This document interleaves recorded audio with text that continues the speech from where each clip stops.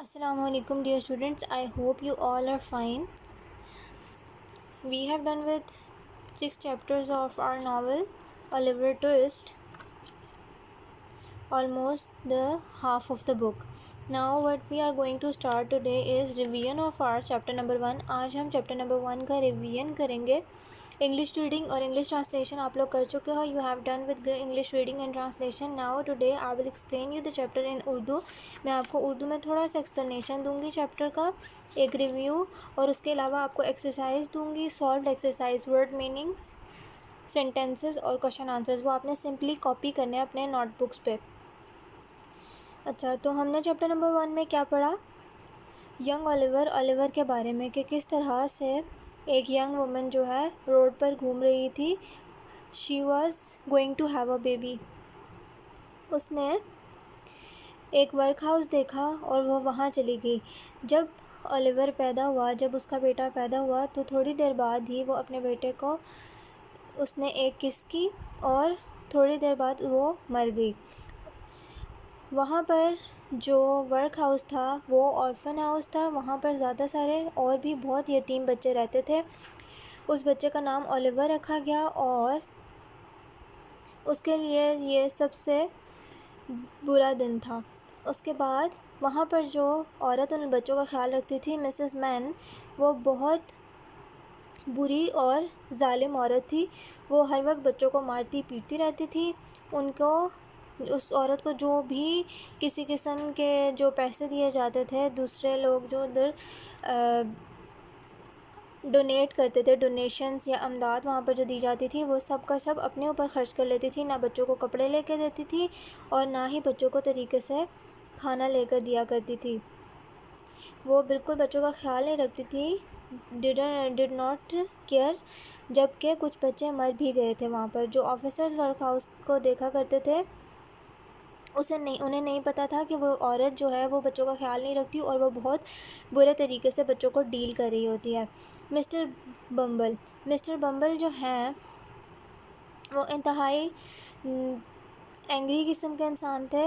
हर वक्त गुस्से में रहते थे, लेकिन उन्हें ये नहीं पता था कि मिसेस मैन जो है बच्चों के साथ किस तरह से बिहेव करती है.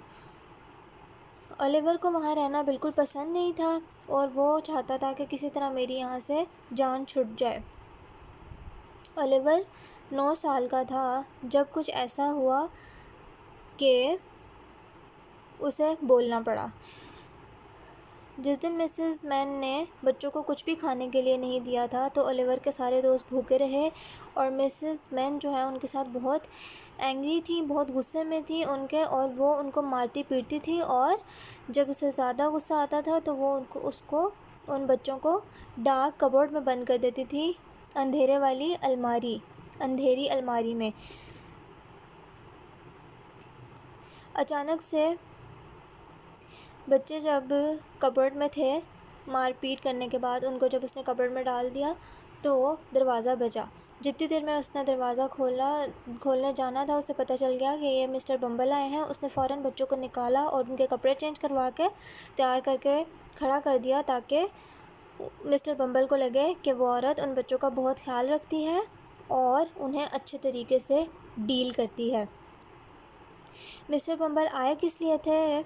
वो इसलिए आए थे क्योंकि आज ओलिवर का बर्थडे था और ओलिवर 9 साल का हो गया था. मिस्टर बम्बल ने कहा कि अब जो ओलिवर है आज 9 साल का हो गया, तो इसको हम वर्क हाउस वापस लेकर जाएंगे जहाँ पर ये काम करेगा, यानी कि मेहनत मजदूरी करेगा और पैसा कमाना शुरू करेगा.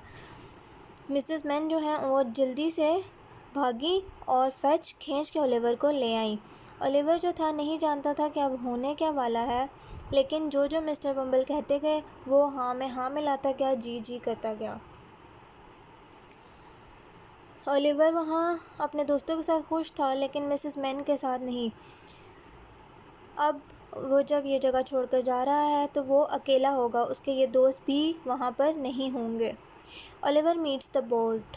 अब ओलिवर की मुलाकात होती है बोर्ड से. बोर्ड होता है अ ग्रुप ऑफ मेंबर्स जो कि किसी ऑर्गेनाइजेशन को या किसी भी ऑफिस वगैरह को चला रहे हों. अब जो बोर्ड ये है वो ऑर्गेनाइजेशन, मतलब कोई भी انسٹیٹیوٹ یا کچھ بھی ہو سکتا ہے، جیسے ہمارا اسکول ایک آرگنائزیشن ہے، اسی طرح جو آفسز ہوتے ہیں وہ لوگ کیا چلا رہے تھے؟ آرفنیج، جہاں پر یتیم بچے رہتے ہیں۔ اس بورڈ سے اولیور کی ملاقات ہوئی۔ اولیور جو ہے وہ سوچتا رہا کہ میں کیا بولوں گا۔ اولیور بہت خوفزدہ تھا، تو جب وہ ملنے گیا اسے سمجھ نہیں آئی کہ اس سے کیا بات، کس طرح سے ان کو کیا جواب دے۔ اولیور نے اس سے پوچھا، بورڈ نے ان سے پوچھا کہ کیا تم آرفن ہو؟ اولیور کو نہیں پتہ تھا کہ اس نے کیا جواب دینا ہے، تو اس نے کنفیوژن میں پوچھا کہ سر آپ کیا کہہ رہے ہیں۔ اس کے بعد انہوں نے اولیور کو غصے سے سوالات پوچھنے شروع کر دیا اور اس کا مذاق اڑانا شروع کر دیا۔ اولیور کو اپنے ماں باپ کا نہ ہونے کا اس وقت اور زیادہ افسوس ہونا شروع ہو گیا، جبکہ اس سے بار بار یہ سوال کیا جا رہا تھا کہ کیا تم یتیم ہو، کیا تمہارے ماں باپ نہیں ہیں۔ اگلے دن اولیور کو صبح 6 بجے اٹھا دیا گیا۔ اولیور آسک فار مور۔ اب وہاں پر جو کھانے کو ملتا تھا وہ کیا ہوتا تھا کہ پانی میں دودھ ملا کے ہلکا سا سوپ بنا کے بچوں کو دے دیا جاتا تھا، اور وہ بھی تھوڑا سا، جس سے ان کا کوئی پیٹ نہیں بھرتا تھا۔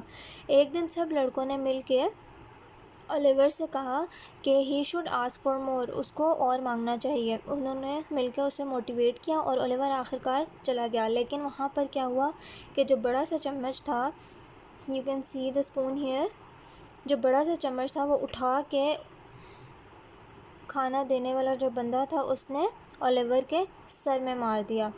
اولیور کے سر میں اس نے چمچ مارا، اور پھر the gentlemen are surprised۔ جو ماسٹر تھا اس نے جب چمچ مارا اولیور کو، اسے خود بھی بڑی حیرانی ہوئی کہ اس لڑکے کی جرأت کیسے ہوئی۔ how he dared to ask for more، اس نے کیسے مانگ لیا، اور کھانا آج تک تو کسی نے نہیں مانگا۔ تو وہ بھاگتا ہوا مسٹر بمبل کے پاس گیا اور انہیں بتایا کہ اولیور ٹوسٹ نے اور کھانا مانگا ہے۔ چیخ چیخ کے ان کو بتانے لگا۔ کرائڈ کا مطلب ہوتا ہے چیخنا۔ چیخ چیخ کے ان کو بتانے لگا۔ ساتھ ہی سب لوگوں نے، بورڈ کے جو ممبرز تھے انہوں نے کہا، جو بورڈ میں لوگ بیٹھے ہوئے تھے انہوں نے کہا کہ یہ تو ہے ہی بے وقوف لڑکا، جب یہ بڑا ہوگا تو یہ بہت ہی برا انسان بنے گا اور پولیس اسے پکڑ کے بھی لے جائے گی۔ یہ ہمیشہ ایسے ہی غلط حرکتیں کرے گا، اور یہاں تک کہ اس کو پھانسی بھی ہو سکتی ہے اگر اس نے خیال نہ کیا۔ وہ سب کیا کر رہے تھے؟ اولیور کو ڈرانے کی کوشش کر رہے تھے۔ ایک بندے نے یہ ساری بات کی اور باقی سب نے بھی ہاں میں ہاں ملائی کہ ہاں اولیور برا ہے اور اس کے ساتھ یہی ہوگا۔ اولیور کو اکیلا کمرے میں بند کر دیا گیا، اور اس کے بعد جو ورک ہاؤس ہے اس کے دروازے پر نوٹس لگا دیا گیا کہ جو اولیور ٹوسٹ کو لے کر جائے گا اس کو 5 پاؤنڈ جو ہے انعام دیے جائیں گے، 5 پاؤنڈ جو ہے اسے انعام دیے جائیں گے۔ یہ ریوارڈ رکھا گیا تھا اولیور ٹوسٹ کے لیے۔